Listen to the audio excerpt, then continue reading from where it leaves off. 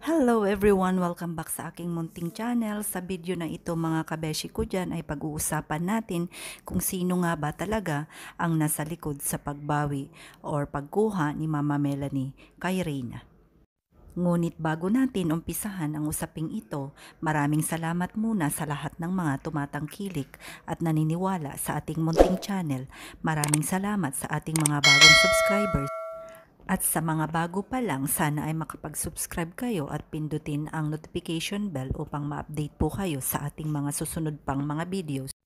Sa 2 taon na ating pagsubaybay sa kwento ng buhay ng ating dalaga, makikita natin ang mga iba't ibang pagsubok araw-araw. At sa palagay natin, ito na nga ang pinakamatindi dahil nagdedesisyon na ang mama ni Reyna na kuhanin na nga ito sa pangangalaga ng kalingap o ni Mama Roda.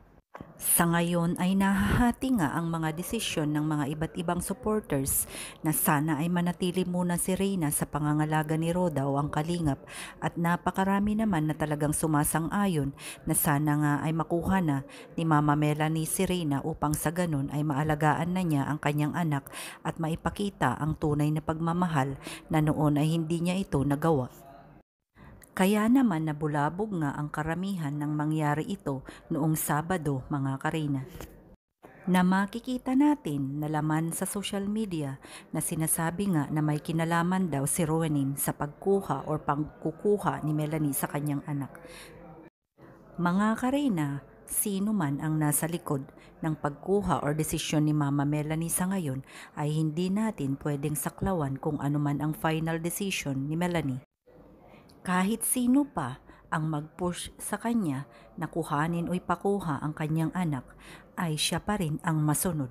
Kaya naman mga karina, sana ay wag po tayong mag-judge kung sino-sino na hindi naman natin napapatunayan kung sino nga ba talaga ang nasa likod nito.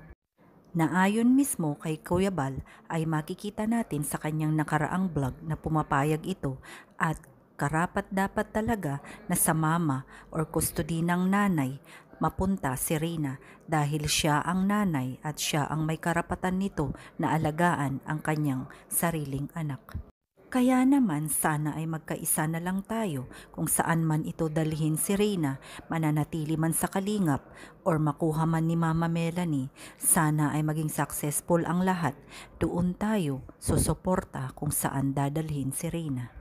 Maraming salamat muli sa lahat ng mga inyong mga pagsuporta at inyong mga pagpapagal upang sundan ang kwento ng buhay ni Reyna. Maraming salamat at nandyan tayo nananatili para sa kanya.